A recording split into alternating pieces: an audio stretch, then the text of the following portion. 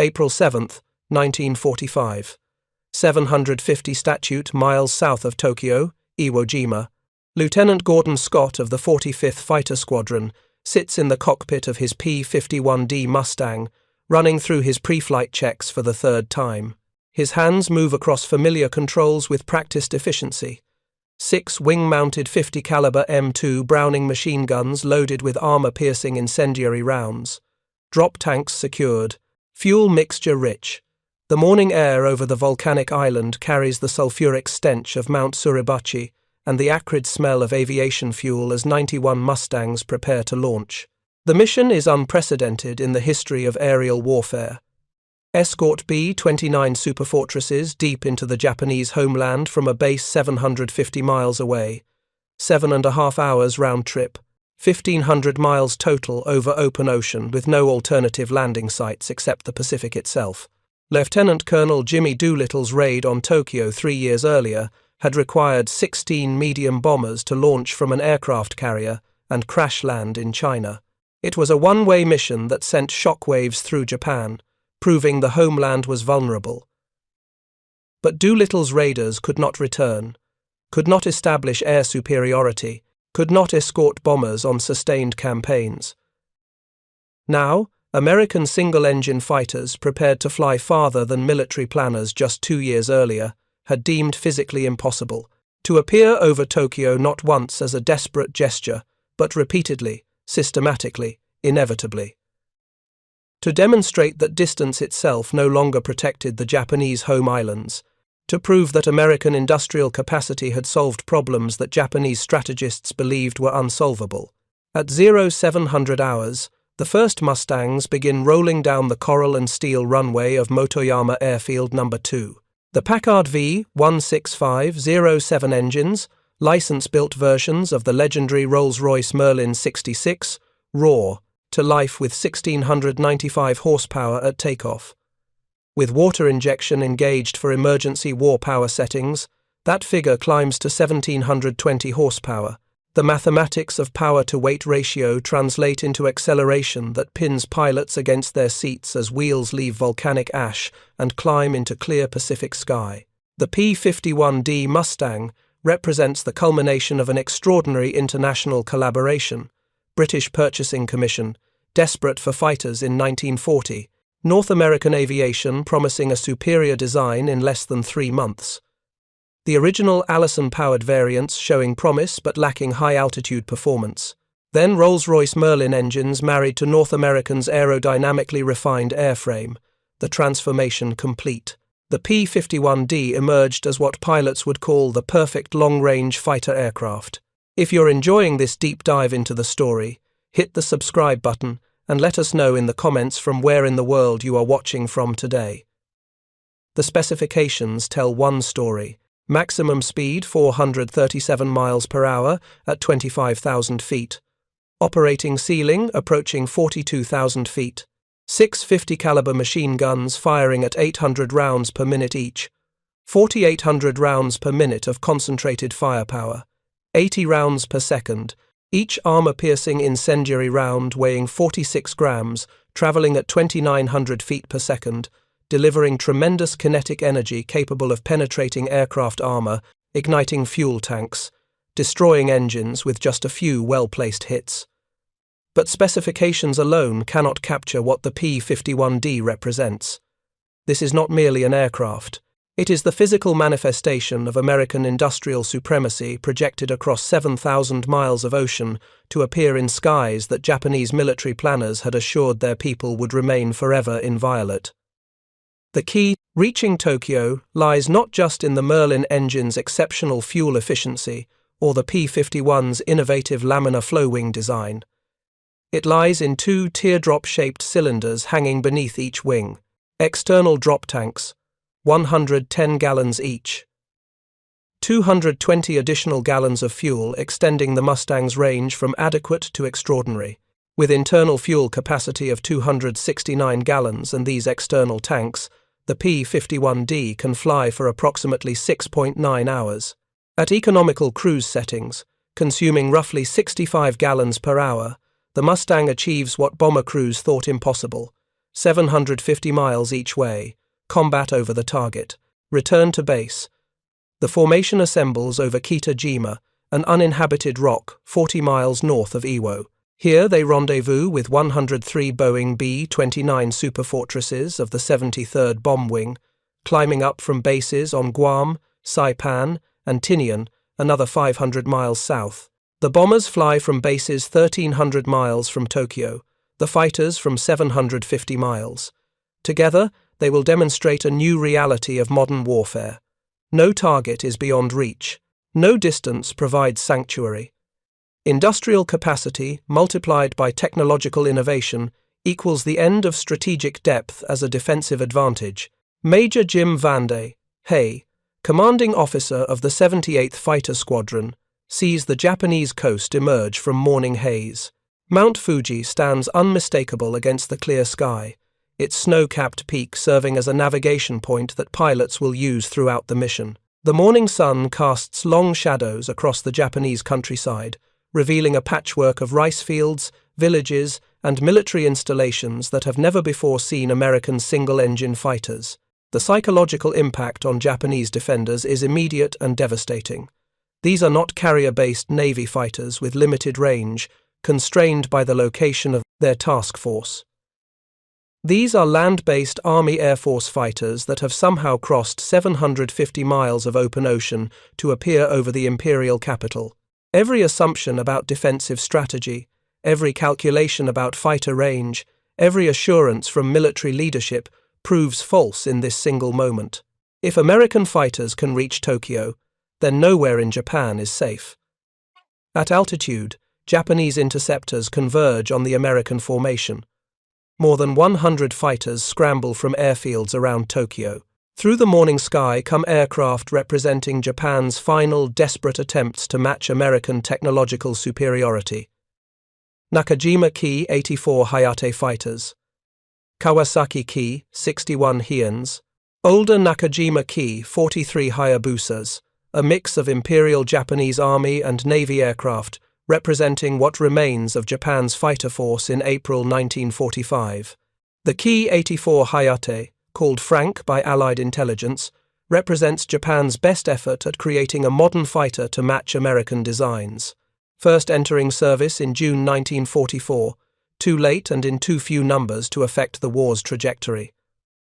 On paper, the specifications appear competitive. Nakajima Ha-45 Homare 18-cylinder radial engine, 2,000 horsepower at takeoff using water methanol injection. Armament of two 30mm Ho-5 cannons and two 20mm Ho-5 cannons. Theoretical top speed of 387 miles per hour in level flight, with claims under ideal conditions reaching 427 miles per hour. But the reality of late-war Japanese production tells a dramatically different story, one of declining quality, desperate improvisation, and systemic failure at every level of industrial production. The sophisticated Nakajima Homare engine requires precise tolerances that Japanese factories, under constant B-29 bombardment and lacking quality steel and aluminum, can no longer maintain. Heat treatment of landing gear components proves inadequate. Struts collapse on landing with alarming frequency. Pilots transitioning from the forgiving Ki-43 to the hot Ki-84 find an aircraft that demands skill they no longer have time to develop. By April 1945, Japan's pilot training program has collapsed entirely. Pre-war, Japanese naval pilots trained for 2 years, accumulating 500 hours before assignment to combat squadrons. Army pilots trained for 18 months. Now, replacement pilots arrive at operational units with 50 hours total flight time, some with less. They have practiced formation flying perhaps twice. Gunnery training consists of firing perhaps 50 rounds at a towed target. Navigation skills are rudimentary at best. Many cannot perform instrument flying. The disparity between American and Japanese pilot quality has become a chasm that no amount of courage can bridge. American pilots completing training in 1945 accumulate 300 to 400 hours before entering combat. Squadron and flight commanders average 1,500 hours. They have trained extensively in formation tactics, gunnery, navigation, instrument flying, Emergency procedures.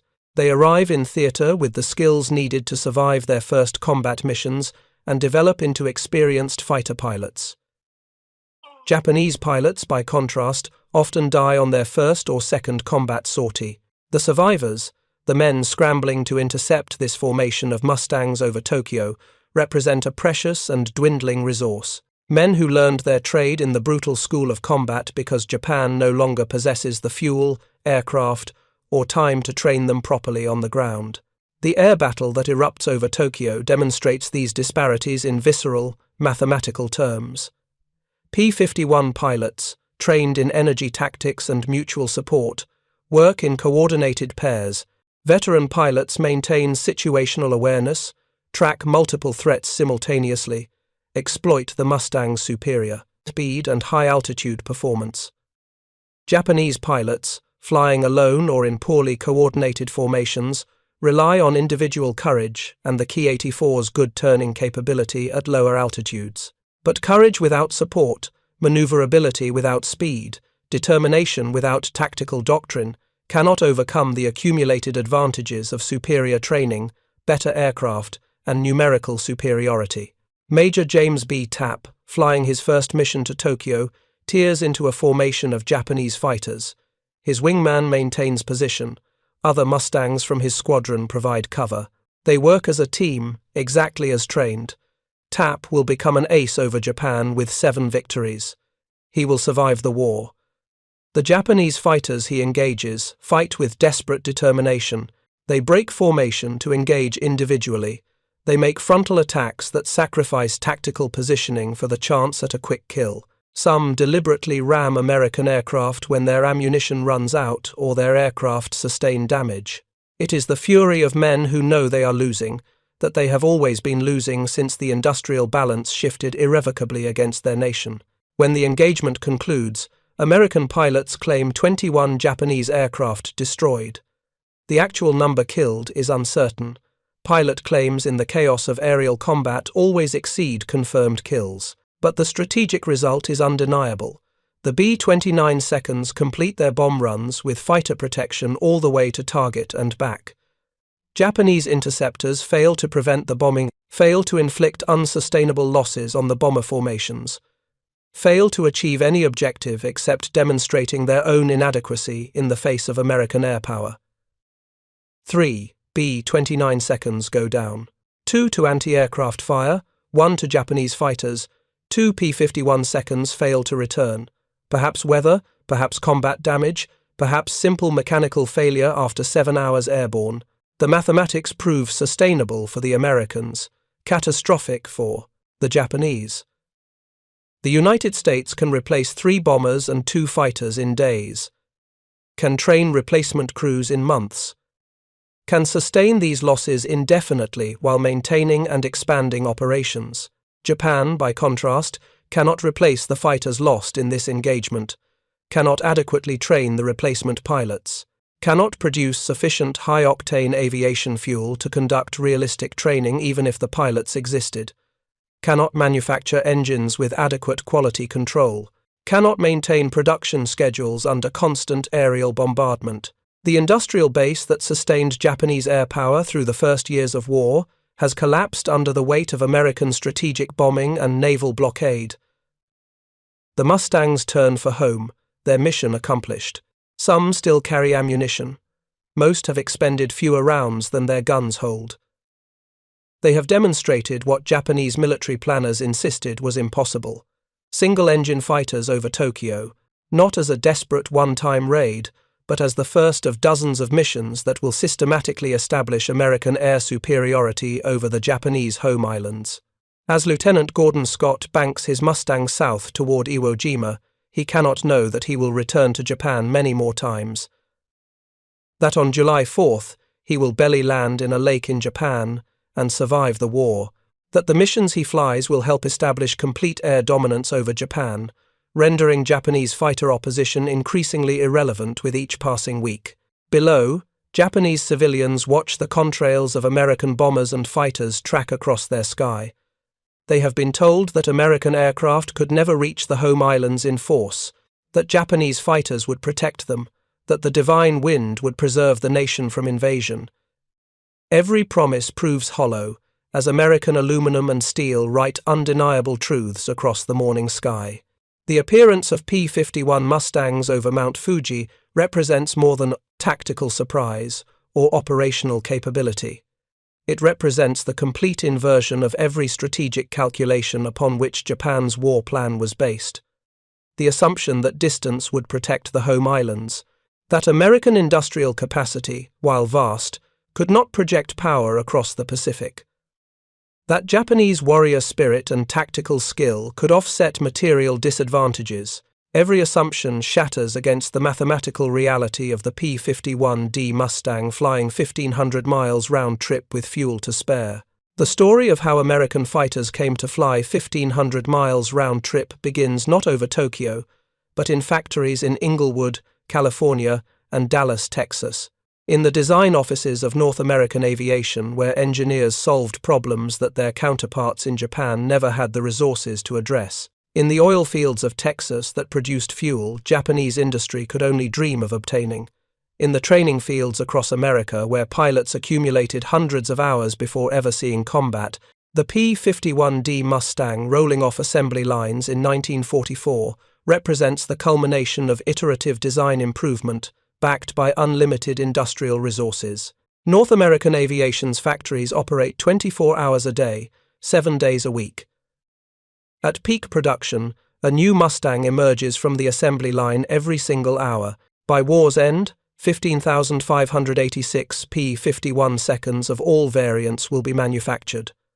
The D model alone accounts for 8,156 aircraft. This number exceeds Japan's total production of all fighter types in the last 2 years of the war combined. The mathematics of industrial production determine the outcome of modern warfare as surely as battlefield tactics. When one nation can produce 8,000 fighters of a single model, while its opponent struggles to manufacture 3,500 of its best fighter across the entire war, the result is predetermined. The only variable is time.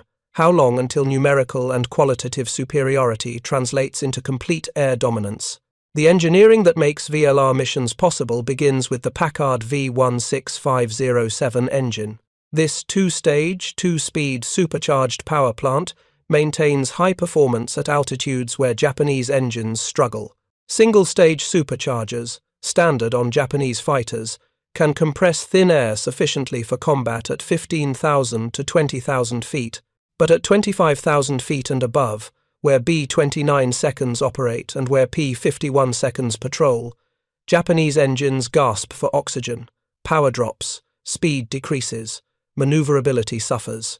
The P-51's laminar flow wing, developed by North American's aerodynamicist Edgar Schmude, represents another critical advantage. This design maintains smooth airflow over a greater percentage of the wing surface, delaying the transition to turbulent flow. The result reduces drag by 35% compared to conventional airfoils. Less drag means greater range, higher speed, improved fuel efficiency. Every gallon of fuel propels the aircraft farther. Every hour of flight extends operational radius, but the element that transforms the P-51 from capable escort fighter to strategic game-changer sits beneath the wings. Drop tanks, cylindrical metal containers, 110 gallons each, that extend range without permanently increasing weight or drag. When empty, the pilot pulls a lever, explosive bolts fire, the tanks tumble away, and the Mustang enters combat configuration, clean, maneuverable, deadly. The concept is not new. German fighters used drop tanks during the Battle of Britain. Japanese Navy Zeros carried them during the attack on Pearl Harbor, but scale makes the difference. American factories produce drop tanks by the thousands. Every mission, every fighter, equipped with tanks manufactured so efficiently that they cost less than a single engine cylinder. Some are even made from paper, impregnated with resin, disposable, expendable, good enough for a single mission. This approach to manufacturing, prioritizing adequate solutions produced in vast quantities over perfect solutions produced in limited numbers, represents a fundamental difference in industrial philosophy. German engineers design the best tank, the best fighter, the best weapon system possible. Japanese engineers work with similar perfectionist impulses. American engineers ask a different question. What is good enough, and how many can we make? The P-51D is good enough. The specifications prove adequate for every mission required, and North American aviation makes 8,000 of them. If you find this story engaging, please take a moment to subscribe and enable notifications. It helps us continue producing in-depth content like this. By contrast, Japan's industrial capacity collapses under multiple compounding failures. The B-29 strategic bombing campaign that begins in earnest in March 1945 systematically destroys aircraft factories, engine plants, and the transportation infrastructure connecting them. The naval blockade established by American submarines cuts off raw materials essential for aircraft production. Aluminum becomes scarce, high-grade steel nearly impossible to obtain. Aviation fuel stocks dwindle toward exhaustion. The Nakajima Ha-45 Homare engine powering the Ki-84 Hayate requires precision manufacturing tolerances. Cylinders must be machined to exact specifications. Heat treatment must follow precise schedules. Quality control must catch defects before engines reach operational units. By April 1945, none of these conditions exist in Japanese factories. Workers are undertrained, overworked, often teenagers or women with minimal experience. Precision tooling has worn out. Replacement parts are unavailable. Factories operate under constant threat of air attack. The result is engines that fail with alarming frequency. Pilots report Homer, engines catching fire in flight, losing oil pressure without warning, seizing due to inadequate lubrication or improper assembly. The sophisticated fuel injection system, theoretically superior to carburetors, requires maintenance expertise that field units no longer possess. Landing gear struts, inadequately heat-treated due to fuel shortages in the treatment process, collapse on landing, destroying aircraft that survived combat. 3,514 Ki-84 seconds are built during the war. Production begins too late, proceeds too slowly, and produces aircraft of declining quality. By August 1945, when Japan surrenders, significant numbers of Ki-84 seconds sit grounded, not due to combat damage, not due to lack of pilots, though that shortage is acute, but due to mechanical failures that maintenance crews cannot repair because spare parts do not exist and fuel for test flights has run out. The contrast with American logistics is absolute. P-51 maintenance in the Pacific Theater follows standardized procedures developed in Europe and refined through millions of hours of operational experience. Every squadron has trained mechanics. Parts arrive regularly by transport aircraft and supply ships. Engines are changed out on schedule, not when they fail catastrophically. After each VLR mission to Japan, maintenance crews change all spark plugs as standard procedure. The plugs foul during long, low RPM cruise segments, but replacement plugs are abundant. Better to replace them prophylactically than risk engine failure over the Pacific. This approach to logistics and maintenance, treating complex aircraft as maintainable systems rather than temperamental machines, requiring constant improvisation, enables sustained high-tempo operations. The P-51 groups on Iwo Jima fly missions to Japan repeatedly throughout April, May, June, and July. Not occasional raids when weather and mechanical readiness align, but scheduled operations conducted with industrial regularity. The Japanese know when the Americans will come, morning and afternoon, escorting bombers or conducting fighter sweeps. Predictable, unstoppable, inevitable. Japanese defensive doctrine, developed during years when their fighters enjoyed qualitative and quantitative advantages, proves catastrophically unsuited to the realities of April 1945. Standard procedure calls for interceptors to climb to bomber altitude and engage the formation from multiple angles.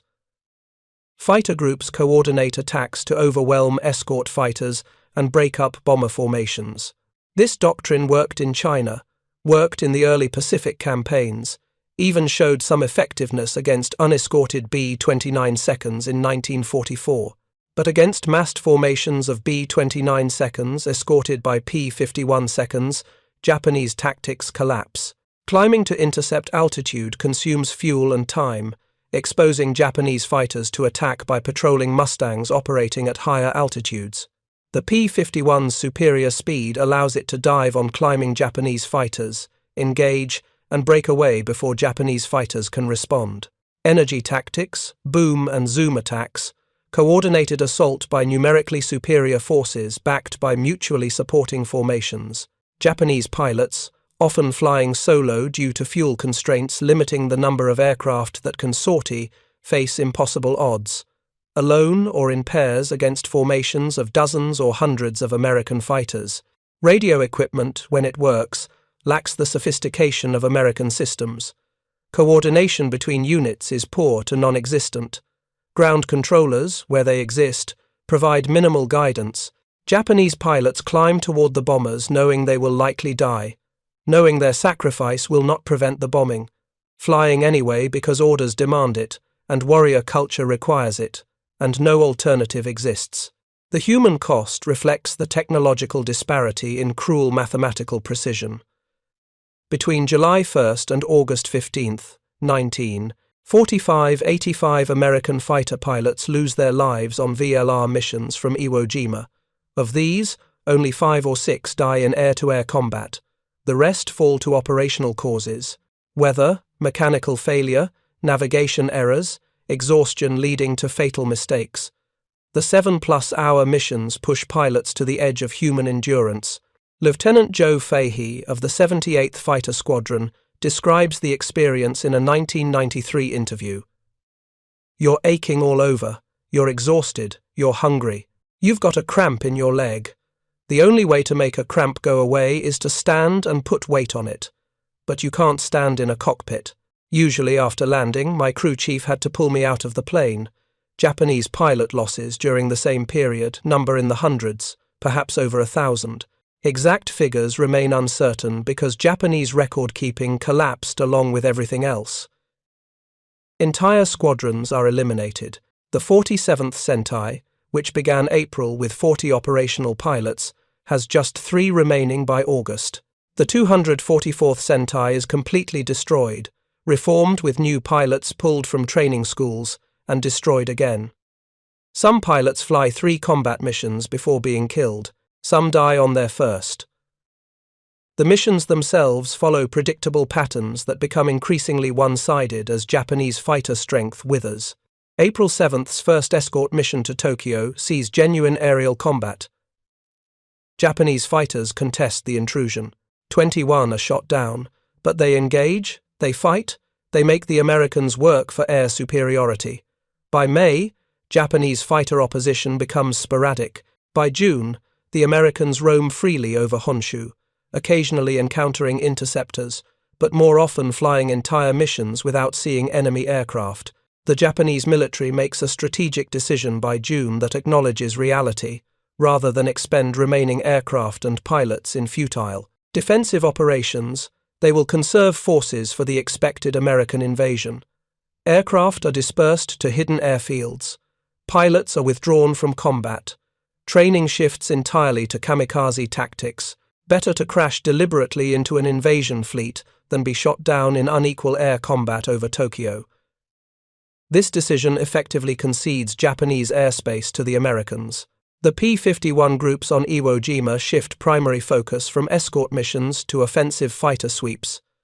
They strafe airfields, hunting for the aircraft Japan is hoarding. They attack trains, trucks, small factories, bridges, anything that moves or appears militarily significant.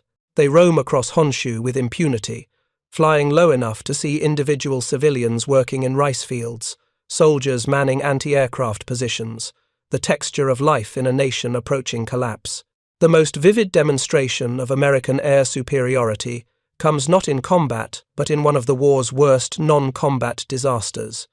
June 1st, 1945. Black Friday, as the Mustang pilots forever remember it.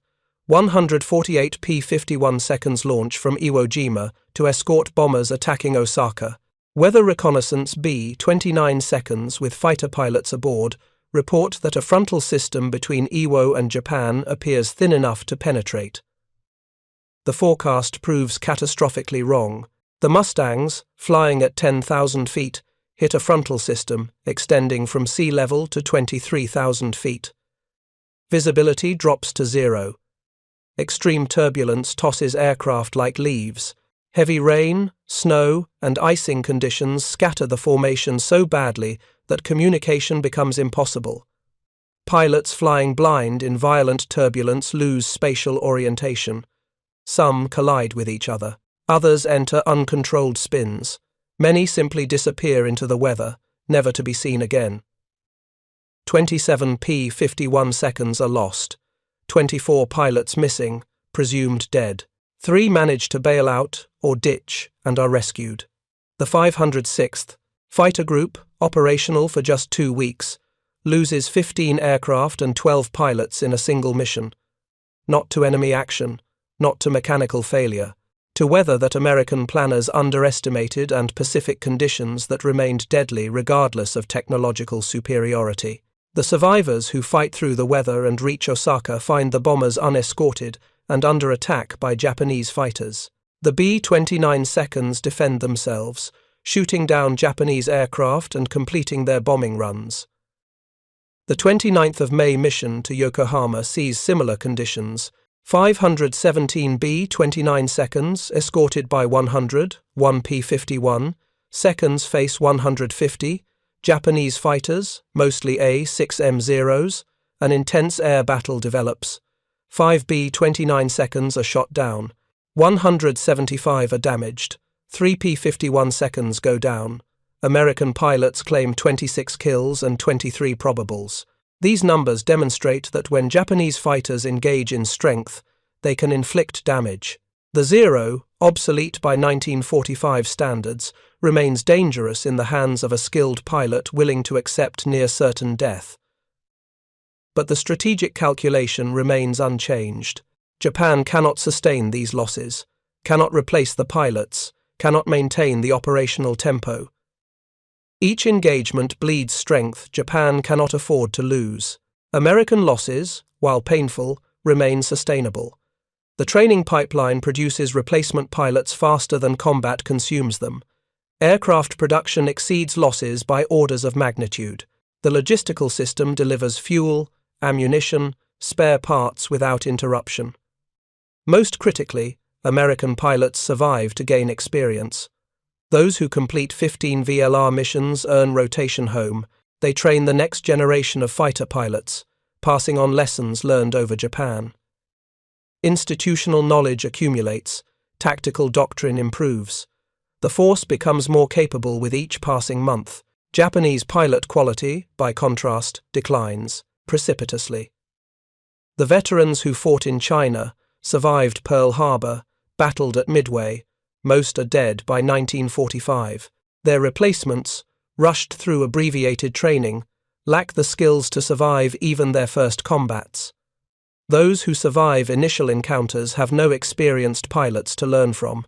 Tactical doctrine, never formalized in the way American forces document and distribute lessons learned, cannot adapt to changing conditions. Each pilot learns individually or dies trying. Captain Harry Krim Jr. of the 531st Fighter Squadron, who becomes an ace over Japan with 7 victories, observes the strategic reality with brutal clarity. We owned the sky over Japan. We could go where we wanted, when we wanted. The Japanese knew it. We knew it. And most importantly, Japanese civilians knew it. Every P-51 over Tokyo was proof that Japan had lost the war. We weren't fighting for air superiority anymore. We had it. We were just demonstrating it, rubbing their noses in it, showing them that resistance was futile. This statement, recorded after the war, captures the psychological dimension of the VLR missions. The material destruction inflicted by bombing matters. The specific military targets destroyed have tactical significance. But the deeper impact is demonstrating inevitability. Japanese civilians watching American contrails track across their skies understand that their government has failed them, that the promises of divine protection were lies, that defeat is not approaching, it has already arrived. The only question is how much more suffering before acknowledgement. The final aerial combats over Japan reveal the complete collapse of organized resistance. On August 14, 1945, August 15 in Japan due to the international dateline, Lieutenant Jerry Yellin flies what becomes the last combat mission of the war. Taking off from Iwo Jima with his wingman, 19-year-old Second Lieutenant Philip Schlamberg, they attack airfields near Nagoya. The mission had been planned before word of Japan's surrender reached the field. The code word Utah that would have recalled them never reaches their radios. Yellin and Schlamberg strafe their targets and turn for home. Banking into cloud formation to escape anti-aircraft fire, Schlamberg disappears, shot down by ground fire to become the last American combat death of World War II. Even in defeat, with the war literally ending and the Emperor having already recorded his surrender broadcast, Japanese anti-aircraft positions continue firing with desperate determination, but notably absent are Japanese fighters. They have essentially ceased to exist as an effective force, grounded by lack of fuel, lack of pilots, or simply destroyed. Between April 7th and August 15th, 1945, P-51 seconds flying from Iwo Jima are credited with 206 aerial victories. 75% of all Pacific P-51 aerial kills occur in these 4 months. The 15th Fighter Group leads with 111 kills. The 21st Fighter Group accounts for 71. The 506th Fighter Group, despite its late arrival and Black Friday losses, claims 24. These numbers, while impressive, actually understate American dominance. Most missions encounter no aerial opposition. Most combat occurs against targets on the ground, airfields strafed, trains destroyed, buildings burned, shipping attacked in harbors. The claimed destruction or damage of 1,062 Japanese aircraft between April and August includes mostly aircraft caught on the ground, hidden in revetments, dispersed to auxiliary fields, camouflaged under trees. Japan is hoarding aircraft for the final defense, but American fighters systematically find and destroy them before they can be employed. The invasion of Japan, planned for November 1945, would have faced minimal air opposition. The aircraft existed, but the fuel to operate them, the pilots to fly them, the organizational capability to employ them effectively had all collapsed. The atomic bombs dropped on Hiroshima and Nagasaki on August 6th and 9th fly without fighter escort, not because none is available. P-51 seconds from Iwo Jima could easily have accompanied the B-29 seconds, but escort is deemed unnecessary. Japanese fighter opposition has been swept from the skies. The Enola Gay and Bockscar fly alone because American air superiority is so complete that even the most important missions in human history require no fighter protection. This represents the ultimate measure of success for the VLR missions. Air superiority so absolute that strategic bombers carrying atomic weapons fly unescorted deep into enemy territory. Japanese early warning systems detect the incoming aircraft. Air raid alerts sound. But no fighters scramble to intercept. No meaningful defense exists. The mathematical reality written across the skies of Japan in contrails and gunfire has reached its logical conclusion. The cost in human terms remains staggering despite numerical superiority. 174 American airmen killed or missing from the Iwo Jima fighter groups between March and August. 85 fighter pilots lost on VLR missions alone. 157 Mustangs destroyed. These men, in their early 20s, many teenagers, paid the price of projecting American air power across the Pacific. Their sacrifice, combined with thousands of others across the theater, purchased victory. But the currency was human lives, and the exchange rate, while favorable compared to alternatives, remained brutal.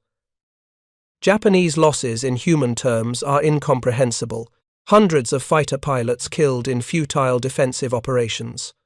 Thousands of maintenance personnel, factory workers, support staff killed in bombing raids on airfields and industrial facilities. Tens of thousands of civilians killed in the firebombing campaigns that VLR fighters escorted. The VLR missions were a component of the larger strategic bombing campaign that killed hundreds of thousands of Japanese civilians and left major cities in ruins. The moral complexity of these operations, The questions about targeting civilians, about whether Japan could have been compelled to surrender through blockade alone, these debates continue to this day. But the tactical and strategic effectiveness of the VLR missions is indisputable. They achieved their objectives. Escort bombers to targets across Japan. Establish air superiority over the home islands. Demonstrate that American industrial capacity could solve problems Japanese planners believed unsolvable. Project power across distances that rendered traditional defensive calculations obsolete. The P-51D Mustang, flying 1,500 miles round-trip with fuel to spare, proved that modern industrial warfare had entered a new phase where geography no longer provided meaningful protection against a technologically advanced opponent with unlimited resources. The technological gap between American and Japanese aircraft in April 1945 was significant but not insurmountable. The Ki-84 Hayate, properly maintained and flown by experienced pilots, could fight P-51 seconds on relatively equal terms in specific engagement scenarios. Japanese fighters retained advantages in certain performance envelopes. The Zero remained highly maneuverable at low speeds. The Hayate could outclimb the Mustang at certain altitudes, but these tactical advantages meant nothing against the accumulated weight of American industrial, logistical, and training superiority. The real gap was not between aircraft specifications, but between industrial systems. Between a nation that could produce 8,000 P-51Ds with consistent quality and a nation struggling to build 3,000 Ki-84 seconds with declining quality. Between a logistical system that delivered spare parts reliably and one that could not maintain engines in the Rajath field. Between a training program that produced pilots with 400 hours and one producing pilots with 50, between a military with unlimited fuel for training, operations, and logistics, and one rationing every gallon for final defense, these systemic differences determined the outcome. The P-51D over Mount Fuji was not just an aircraft, it was the physical manifestation of American industrial supremacy, technological innovation, and the inexorable mathematics of total war applied with strategic precision. Out of 3,514 Ki-84 seconds built during the war, only one survives today. It sits in the Chiran Peace Museum in Kagoshima, Japan, a solitary reminder of Japan's desperate attempt to match American technological superiority with what resources remained to the embattled empire. The aircraft never had a chance. Not because of design flaws or pilot inadequacy, but because the industrial and logistical system required to support it had collapsed under the weight of American strategic bombing and naval blockade. Meanwhile, hundreds of P-51 Mustangs survive in museums and private collections worldwide. Many still fly at airshows, their Merlin engines singing the song of American industrial triumph 8 decades after they first appeared in the skies over Tokyo. The disparity in surviving aircraft tells its own story. American aircraft were built to last, maintained with care, valued as historical artifacts. Japanese aircraft were built for immediate use, expected to be destroyed in combat, treated as expendable because resources did not exist to build them any other way.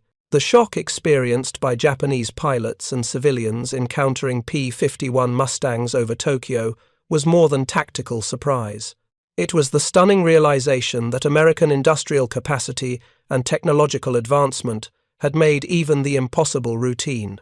Single-engine fighters flying 1,500-mile combat missions, arriving with enough fuel to fight for hours, and return safely to base. This was beyond Japanese comprehension or capability. The technological gap was real, but the industrial gap was decisive. The lesson remains clear and brutal 8 decades later. In modern industrial warfare, superior technology multiplied by massive production equals victory. Individual courage, tactical innovation, strategic brilliance. None of these can overcome fundamental disadvantages in industrial capacity and resource availability. The P-51D Mustang represented American industry at its peak.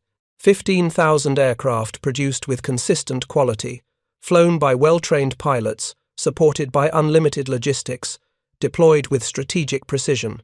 Against this, Japan's Ki-84 Hayate, despite individual courage and occasional tactical success, stood no chance.